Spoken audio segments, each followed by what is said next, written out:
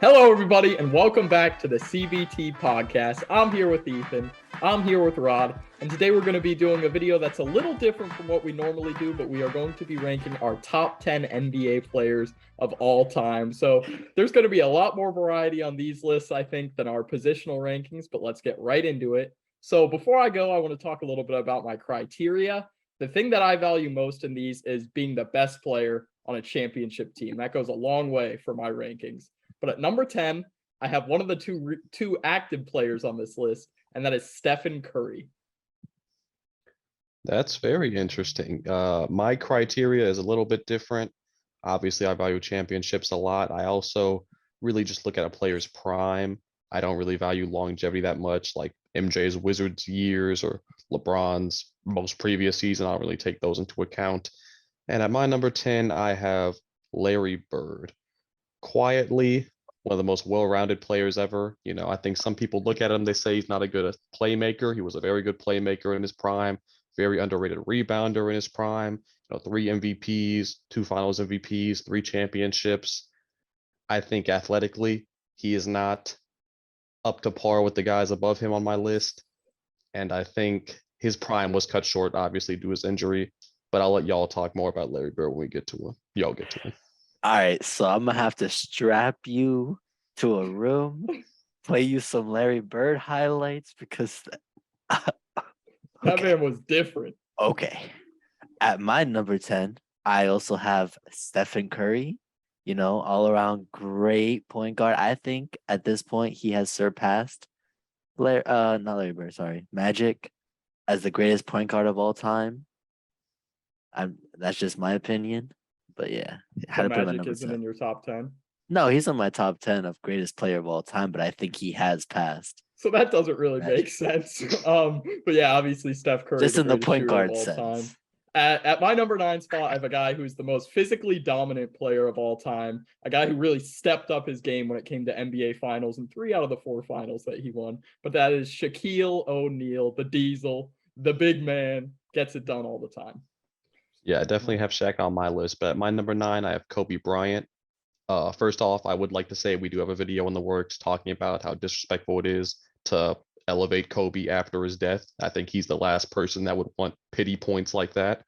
But yeah, I mean, MVP, 5 NBA championships. The little thing holding him back for me, he only won Finals MVP in 2 of those 5. But I think one of the best scorers ever, great defender in his prime. He should be no lower than 9 on anybody's list. All right. At my number 9, I have the greatest winner of all time, Mr. Bill himself. Had to put him at number 9. You just can't deny how great he was. And you were talking about Rod in his prime, 11 chips. That's a lot. Come on, man. There were 7 other teams in the league back then. That's a lot of competition. That's like 100 players. At my number 8 spot, I have Tim Duncan, a 5-time champion, the big fundamental. I think a guy who isn't talked about enough in the modern era just because his game had absolutely no swagger, no flash, no nothing at all. He just got it done. But I mean, there's nothing else you can say about it. He was the best player in the league, I think, at his prime. And really, there's nothing you could do to stop him. Yeah, I also have Tim on my list, but at my number 8, I have Shaq. I think what gives Shaq the edge over Kobe in my book is how long he carried the pressure of being a number 1 option. For 12 straight years, he was the best player on a team that was expected to win a championship, including all 3 of the years he won with Kobe, completely backpacking Kobe their first year in the finals. I think the thing holding Shaq back for me is that he dominated teams he was supposed to, like the Nets, the Sixers, the Pacers, but when he played Hall of Fame competition like Ben Wallace, Hakeem Olajuwon, he got embarrassed. And also, he wasn't a great defender in his prime. So I have to knock Shaq a little bit for that. At mine, I actually put Hakeem Olajuwon, Hakeem the Dream. I just overall looked at it with the eye test. I kind of gave him the eye test in terms of where to put him. I knew he was in my top 10. I don't think he's better than Shaq. I think just Shaq's dominant, like just overall how dominant he was, I think automatically goes above him. Definitely not better than Kareem. Don't put him over on my other players, but he's definitely over, Bill and stuff at my point. So Okay, at my number 7 spot, I have Shaquille O'Neal's former teammate, Kobe Bean Bryant. Obviously, rest in peace to Kobe Bryant. But Yep. I gave him the edge over Shaq just because he's got that one extra championship. I think Shaq was probably the better player for Kobe's first 3 finals. You could say it's 2-1, a 2-1 split. But obviously, Kobe is one of the 3 or 4 most talented offensive players in NBA history, an icon of the game. And I don't think he should be any lower than, like you said, 9 on anyone's list ever. Yeah, I agree with that. At my number 7, I had Tim Duncan. Out of the 3 of Kobe, Shaq, Tim, I think Tim was the most consistent for the longest period of time. I mean, he also had 5 championships. I think he's a top 3 defender in NBA history. And also, he never played with a guy. I mean, who was his best teammate ever? An aging Dunk or David Robinson, Tony Parker, Manu. He never really had another solidified first ballot Hall of Famer next to him. But only thing holding him back for me is that he was never a great scorer at any point in his career. 24, 25 points per game, that'll get it done, but it can't be any higher than 7 on my list. At my number 7, RIP Kobe, just like you, JJ, had to put him there. Overall, great player, 5 chips, 20 seasons. You can't deny how great he was. As much as people want to put him at number 3, number 4, because I've heard the argument for it, he's just not all the way up there. Sorry.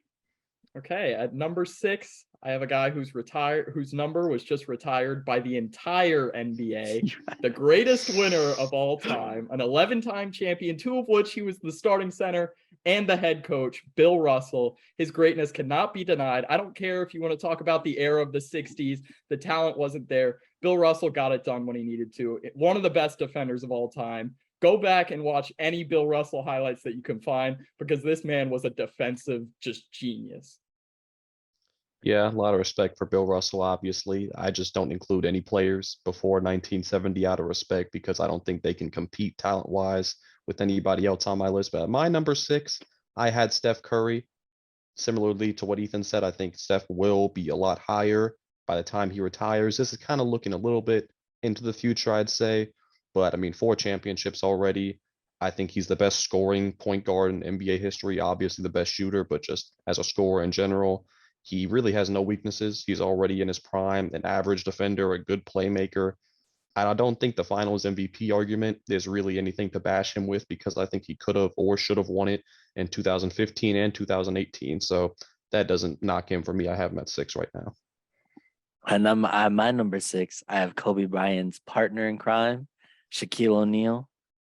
I just think that for a guy to be in the league for 19 seasons and be in the playoffs 17, that just shows your dominance. Everyone knows how dominant he was, breaking backboards, just putting his nuts all over people's face. It was just crazy. So I definitely had to put him at my number 6.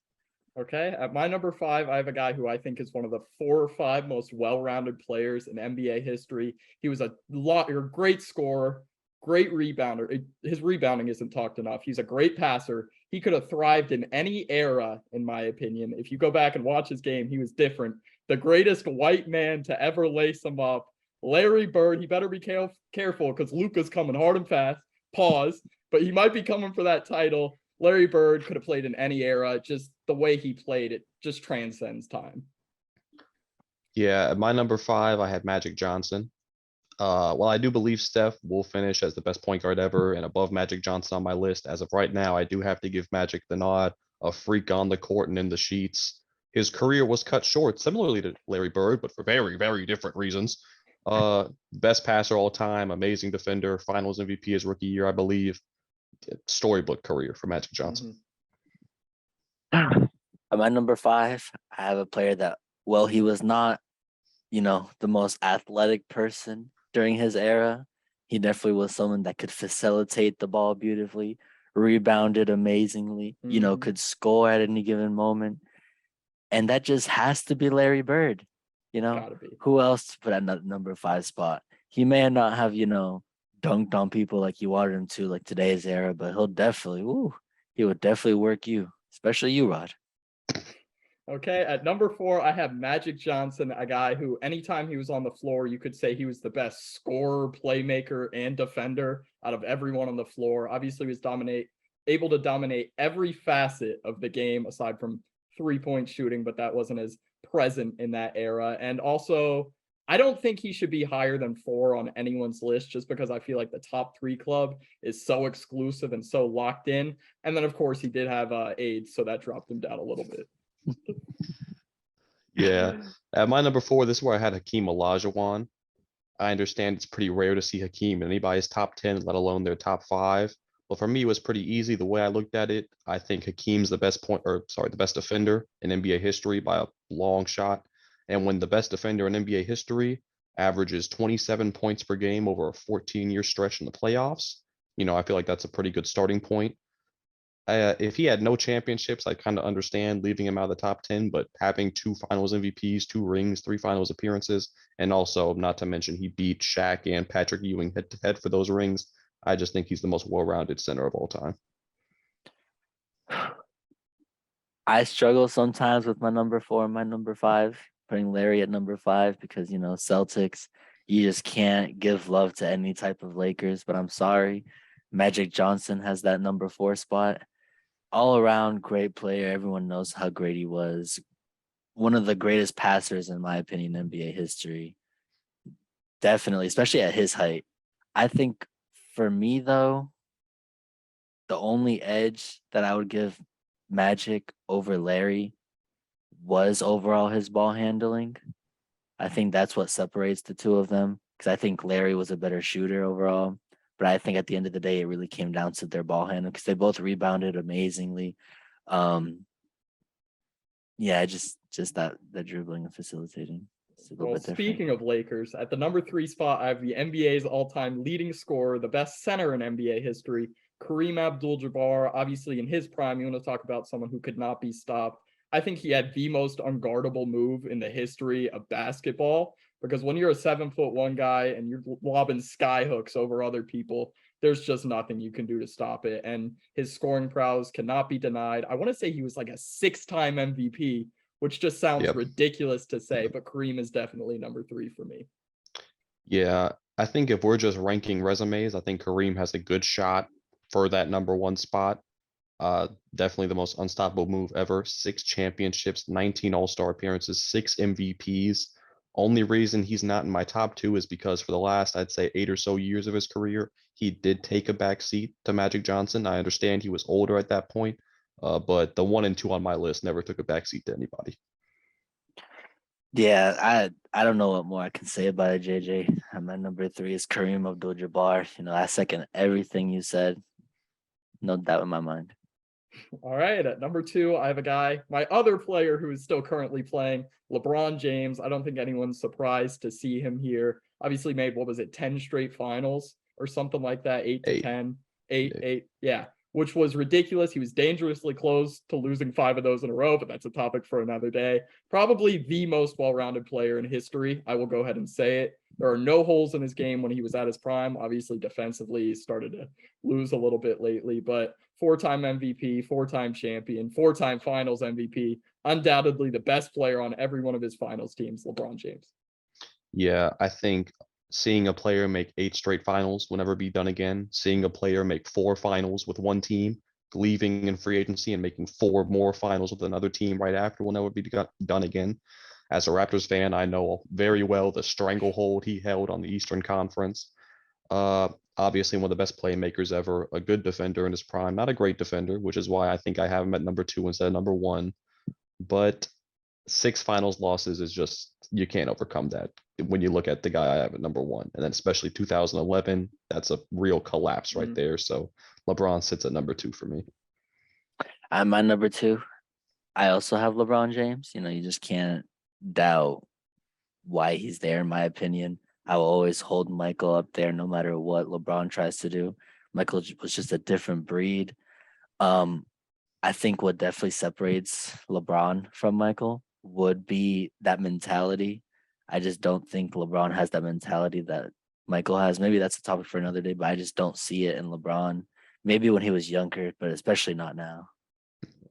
All right, at number 1, I think we all knew he was going to be here. Michael Jeffrey Jordan, the real GOAT, never lost an NBA Finals. While he won 6 finals, while losing out on 2 years of his prime, I think people are too quick to forget that he could have very easily finished with 8 of them things. but the most killer, the best scorer of all time, best defender in the NBA at the time. There was nothing you could do to stop him.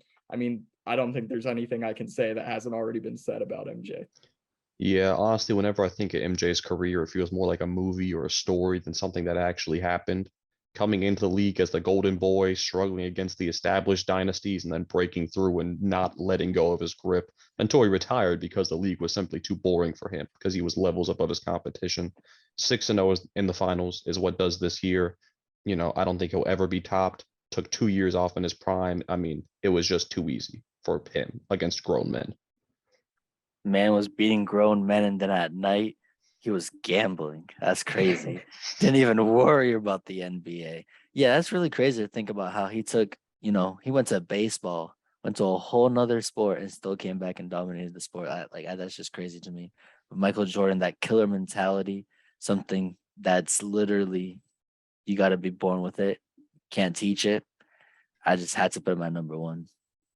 All right, well, I think that's going to do it for us in today's video. I'm going to ask that you please drop a like, subscribe, leave a comment. Whose top 10 list do you agree with the most? What would you change? Do you have LeBron or Jordan at one? I know a lot of people have back and forth about that. And why will Victor Wembanyama be on this list in 20 years? Thank you guys once again for watching, and we'll see you in the next video.